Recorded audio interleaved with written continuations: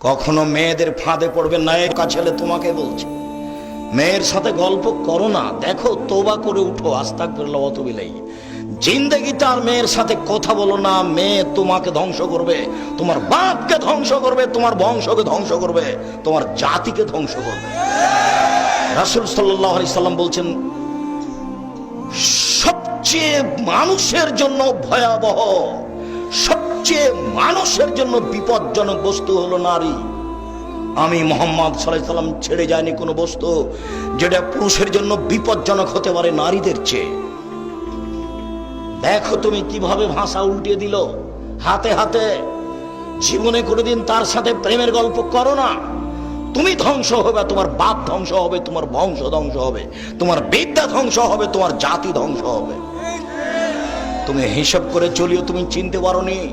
মুহাম্মদ সাল্লাল্লাহু আলাইহি সাল্লাম নিজে বলছেন, আমার জীবনে আমি ছাড়িনি কোনো বস্তু যেটা পুরুষের জন্য বেশি ক্ষতিকারক, ধ্বংসাত্মক হতে পারে নারীর চেয়ে। মুহাম্মদ সাল্লাল্লাহু আলাইহি সাল্লাম বলেন, ইন্নান নিসা হাওয়াইলুশ শয়তান, নিশ্চয় হচ্ছে মহিলারা শয়তানের জাল। রাসূল সাল্লাল্লাহু আলাইহি সাল্লাম বলেন, শয়তানের ষড়যন্ত্র দুর্বল আর নারীদের ষড়যন্ত্র সবল। তিনি বলেন, ও নারী জাতি, আমি দেখিনি তোমাদের চেয়ে কাউকে বুদ্ধিমানের বুদ্ধিকে নষ্ট করতে পারো। ও নারী জাতি, তোমরা এমন জাতি যে বুদ্ধিমানের বুদ্ধিকে নষ্ট করতে পারো। একবার তোমার দিকে হাসি দিয়ে যদি কথা বলে, তাহলে তোমার বুদ্ধি হারিয়ে যাবে।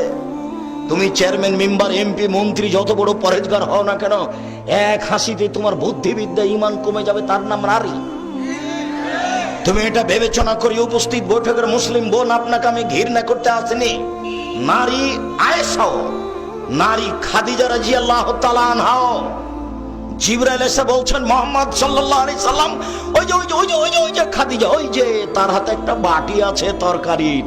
শুনেন, খাদিজা আপনার কাছে আসলে আপনি তাকে বলবেন, খাদিজা জি, আল্লাহ তোমাকে সালাম দিয়েছে। খাদিজা, জিবরাইল তোমাকে সালাম দিয়েছে, তোমার জন্য জান্নাতে একটা ঘর বানানো হয়েছে। খাদিজা, হীরা মুক্তা মানিক্য দিয়ে, যেখানে কোনো হইচই নেই। খাদিজাও তো মহিলা, আপনাকে খাদিজার মতো মনে করি। তো শয়তানকে, ওই যে আপনার পাশে বসে আছে, দেখেন, ওর ছোট ব্লাউজ, ওর স্বামী নাই, ওর বাপ নাই, ও বাপ ছাড়াই দুনিয়াতে এসেছে, ও স্বামী ছাড়াই দুনিয়াতে চলে। বল হিসাব।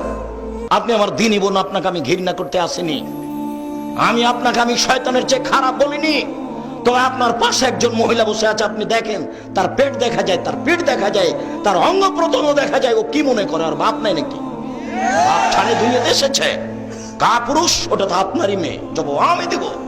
আপনি জান্নাত কিনে নিয়েন, জান্নাত পড়ে আছে। মুহাম্মদ সাল্লাল্লাহু আলাইহি সাল্লাম বলেছেন, তিন শ্রেণীর মানুষ জান্নাতে যাবে না, তার মধ্যে আপনি আছেন। মুহাম্মদ সাল্লাল্লাহু আলাইহি সাল্লাম বলেছেন, তিন শ্রেণীর মানুষ কখনো জান্নাতে যাবে না, তার মধ্যে আপনি একজন। আপনি হচ্ছেন দায়ুস, ওই মেয়ে আপনার।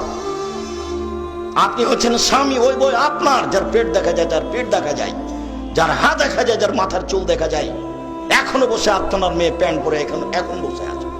কা পুরুষ? কি দেখাচ্ছেন আপনি? কষ্ট লাগে, ব্যথা লাগে? ব্যথা লাগে কেন? আপনাকে আমি মুসলমান মনে করছি, বলছি। আপনাকে আমি হিন্দু মনে করিনি, আপনাকে আমি ইহুদি মনে করিনি, আপনাকে আমি খ্রিস্টান মনে করিনি, আপনাকে আমি মুসলমান বলেই মনে করছি। আপনি একজন কাপুরুষ, আপনি একজন কাপুরুষ, আপনি একজন কাপুরুষ। আপনার বিবাহ করা ঠিক হয়নি, আপনার বিবাহ করা ঠিক হয়নি, আপনার বাপ হওয়া ঠিক হয়নি। আপনার বাপ আপনার বিবাহ দিয়েছে, বইয়ের কাছে চলে গেছেন, 4 ছেলে মেয়ে হয়েছে। এর নাম বাপ নয়, ক্ষমতার নাম বাপ। নীতির নাম মা, ক্ষমতার নাম স্বামী। চোখ যেভাবে ঘুরে বউ সেভাবে চলে, তার নাম ক্ষমতা। চোখ যেভাবে ঘুরে বউ সেভাবে চলে, তার নাম ক্ষমতা। 3 শ্রেণীর মানুষ জান্নাতে যাবে না, তার মধ্যে আপনি একজন আছেন। 3 শ্রেণীর মানুষ জান্নাতে যাবে না, তার 1 শ্রেণীর মানুষ হচ্ছে রাজুলাতুম মিনান নিসায়ে, পুরুষের বেশধারী নারী, যারা পুরুষের জুতা স্যান্ডেল পরে, যারা পুরুষের শার্ট প্যান্ট পরে, যারা পুরুষের পোশাক পরে, যারা মাথার চুল ছোট করে। আপনি দেখতে পাচ্ছেন ঢাকা শহরে, গাজীপুর বাজারে হাজারো লক্ষ নারী এসব প্যান্ট পরে থাকছে, গেঞ্জি গাইতে থাকছে, এরা জাহান্নামী। আমি বলিনি এই কথা, মুহাম্মদ সাল্লাল্লাহু আলাইহি সাল্লাম বলেছেন। আমার বলার কি আছে? তিনি 1450 বছর পূর্বে বলেছেন, আমি তার অনুবাদক। আমি আব্দুর রাজ্জাক বিন ইউসুফ বলছি, আল্লাহ আল্লাহর কসম, আল্লাহ আল্লাহর কসম, আল্লাহ আল্লাহর কসম, আমি 90 সাল থেকে এখন পর্যন্ত কোনোদিন অপ্রয়োজনীয় বাক্য বলিনি। আমি 90 সাল থেকে নিয়ে এখন পর্যন্ত কোনোদিন কেসা কাহিনী বলিনি। 90 সাল থেকে নিয়ে এখন পর্যন্ত আমি কোনোদিন মানুষের কাছে পথ খরচ পাতেও চাইনি। এই দেশের মাটিতে কেউ যদি প্রমাণ করতে পারে আব্দুর রাজ্জাক সাহেব একদিন আমার কাছে পথ খরচ পাতেও চেয়েছিল, আমি আব্দুর রাজ্জাক বিন ইউসুফ জিন্দেগি তার বক্তব্য দেব না। আমি গাজীপুরের মাঠে বক্তব্য দিয়েছি, টাকা দিয়েছে আমাকে 10,000, আমার গাড়ির বিল এসেছে 15,000, আমি বাড়ি থেকে 5,000 টাকা দিয়েছি। আমি মানিকগঞ্জে গেছি, আমাকে দিয়েছে 6,000, 5,000, গাড়ির বিল এসেছে 12,000। আমি দিনাজপুরে প্রোগ্রামে গেছি, 1 টাকাও দেয়নি, গাড়ির বিল এসেছে 7,000, 1 পয়সা দেয়নি। পরীক্ষা করলো নাকি আল্লাহ ভালো জানে।